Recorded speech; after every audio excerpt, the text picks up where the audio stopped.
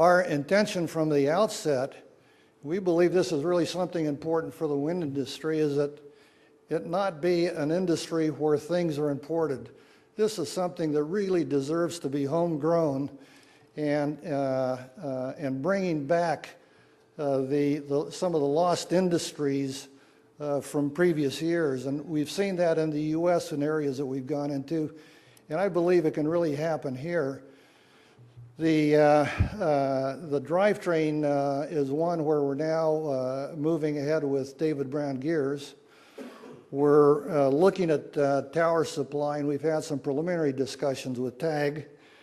We're pursuing discussions for the fabrication of the nacelle and then the production of generators. And the aim is to have all of that produced in the UK, and a very big part of it, and basically the assembly of it all, in the Northeast region. Why did we come here?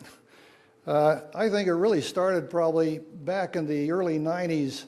I was attempting to do wind projects in Wales, and it was a pretty hard slog at that point.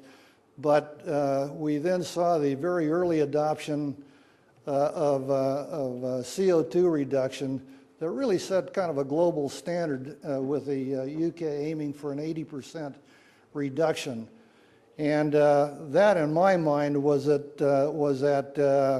the government really had the right kind of policies fundamentally in place. And then we saw the introduction of pricing mechanisms that allow for the proper kind of economics for these projects. With the support that we've got from One Northeast and the tremendous test facility that's now being installed in Blythe Harbor for both blades and drivetrains, it will make it an absolutely world-class kind of facility. It's really, I think it's really pretty irresistible for companies that want to engage in offshore to find this as one of the prime locations to come to. And how does this play out? You know, what is the vision on how this could play out? Frankly, I think there's a real potential that the UK could absolutely take global leadership in this industry. And you just have to look at what's in place already. There's 47 gigawatts roughly that have been allocated now by the Crown Estates offshore. And that's 47,000 megawatts. And of course the capacity is vastly beyond that, but that's the amount of opportunity that's now in play. I don't want to forecast what Clipper's going to be doing, but just to give you a way of thinking about it, it would be very attractive for a wind company to come here if they saw the opportunity of doing 1 gigawatt, 1,000 megawatts, or 2,000 megawatts a year. Well, let's say it's 1,000 megawatts a year, and it's a machine the size of Clipper's Britannia 10 megawatt turbine.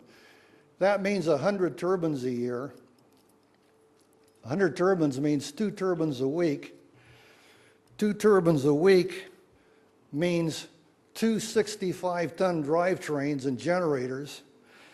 It means 180 tons of sophisticated composite structures going out the door. It would be 4,400 tons of steel structure, and that number you can relate to with, you know, I've struggled to find something to try to make a comparison with. Some time ago, the HMS Northumberland was launched from the Tyne, and that frigate, 133 meters long, has a displacement of 3,500 tons. So when you're doing 4,400 tons of fabrication out of these facilities, you're essentially shipping out a frigate's worth of steel every week. And that is one company with a piece of this thing that's just a relatively small piece. So you can see that this is really going to be a vast undertaking, and that's just what's happening on land. On the seas, you have right now in operation and in manufacturing probably half a dozen installation vessels.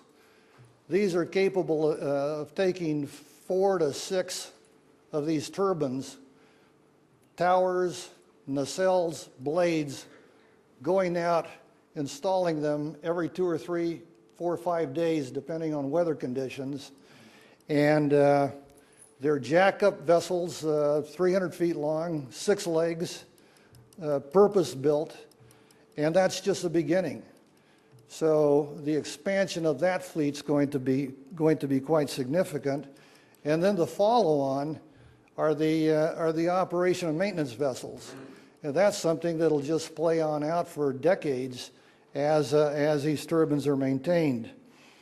And all of this then is to provide a flow of clean, abundant, competitively priced electricity into the UK grid that is secure and helps meet the objectives for carbon reduction. So that's really the vision that I see for this industry, and I'm really delighted to be able to share that with you. Thank you.